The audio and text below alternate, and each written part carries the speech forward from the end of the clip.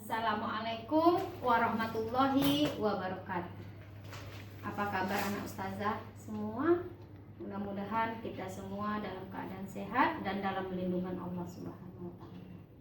Oke, anak-anak ustazah, sebelum pembelajaran ini kita buka, terlebih dahulu kita berdoa.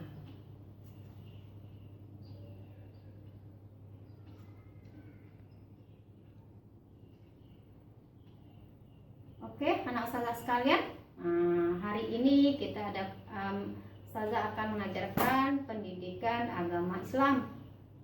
Nah, materinya adalah tentang kisah Nabi Ishak alaihi salam. Oke, jadi salah satu nabi dan rasul yang diutus Allah adalah Nabi Ishak alaihi salam. Nah, sebelum kita masuk ke materi pembelajaran, ustazah akan menyampaikan dulu tujuan dari pembelajaran ini. Tujuan dari pembelajaran ini adalah menyebutkan sikap terpuji dari keteladanan Nabi Ishak alaihi salam. Oke. Nah, untuk mengetahui sikap terpuji apa dari keteladanan kisah Nabi Ishak alaihi salam ini, mari sama-sama kita amati dan kita simak video berikut ini.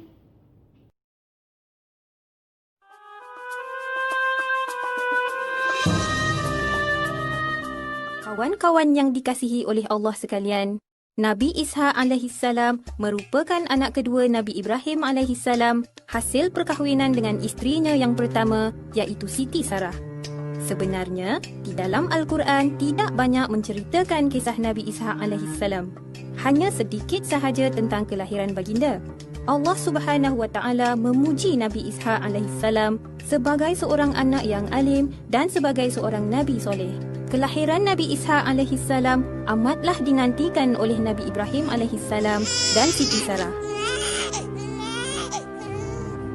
Ini kerana Siti Sarah tidak menyangka sama sekali dirinya yang mandul, apatah lagi usianya ketika itu telah pun mencecah 90 tahun, manakala Nabi Ibrahim alaihi salam pula telah berusia 100 tahun.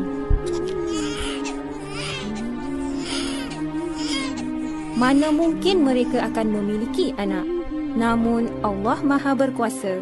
Tiada apa yang mustahil baginya.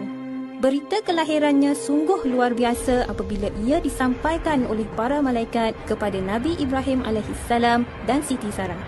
Ketika itu, para malaikat iaitu malaikat Jibril, Mikail dan Israfil sedang dalam perjalanan ke Sodom, iaitu tempat tinggal kaum Nabi Lut alaihi salam, untuk memusnahkan mereka disebabkan oleh kekufuran dan kejahatan yang telah mereka lakukan.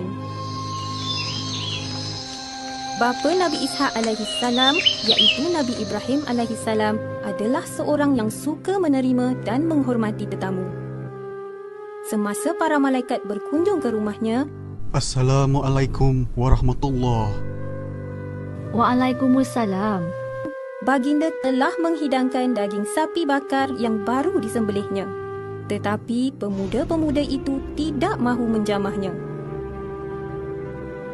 Nabi Ibrahim alaihi salam kehairanan sehingga menimbulkan perasaan takut.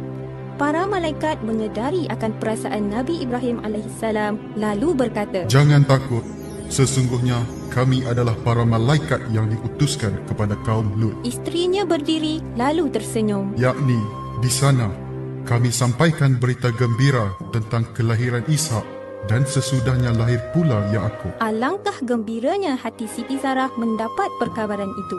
Tidak dapat digambarkan perasaannya ketika itu.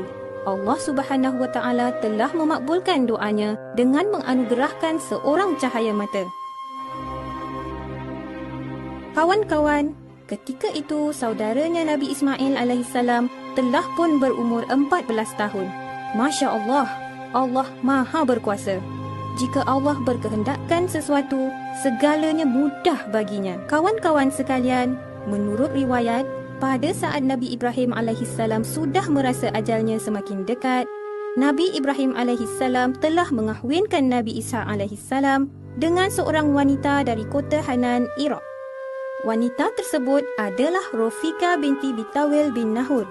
Nahul adalah saudara kandung Nabi Ibrahim alaihissalam. Ini bererti Rofika adalah cucu saudara Nabi Ibrahim alaihissalam.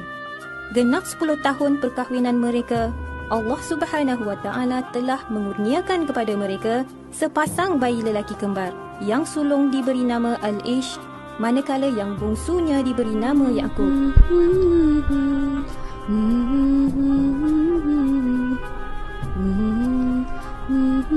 Keturunan Nabi Ishaq alaihissalam iaitu bermula dari anaknya Nabi Yaqub alaihissalam melahirkan keturunan bangsa Bani Israel.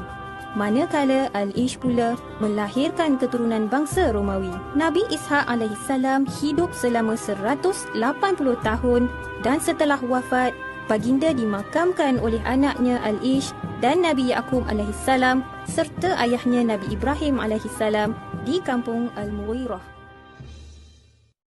Bagaimana anak ustazah? Sudahkah anak ustazah mengamati dan menyimak video yang ustazah tayangkan? Oke.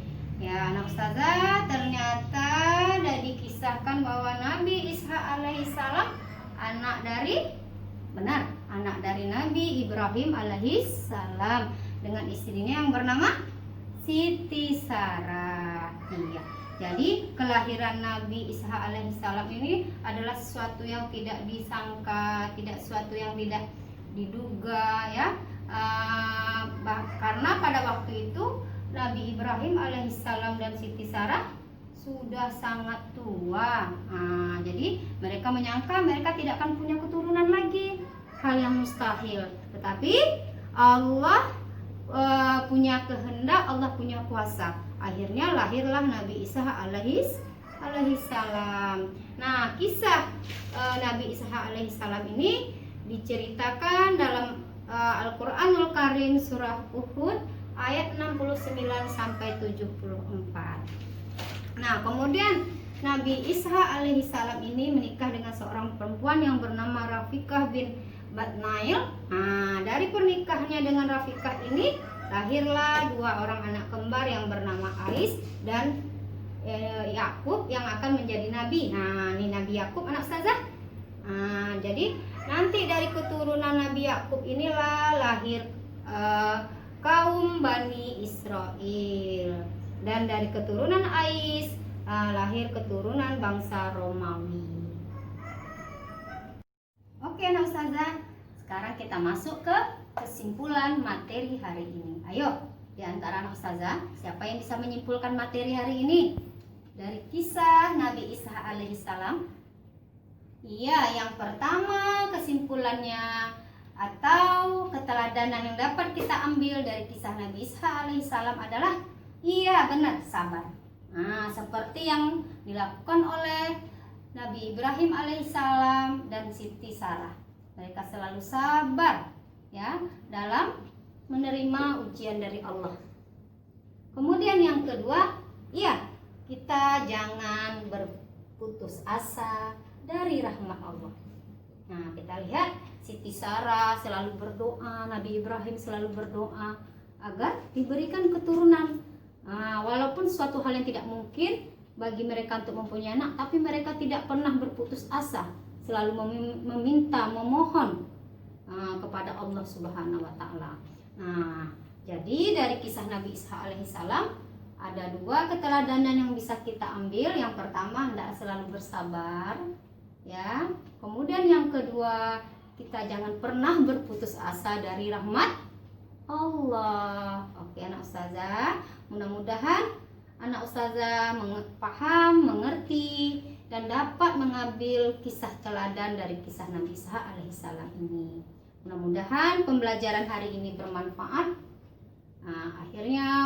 Akhir kata ustazah ucapkan billahi taufik wal hidayah. Assalamualaikum warahmatullahi wabarakatuh.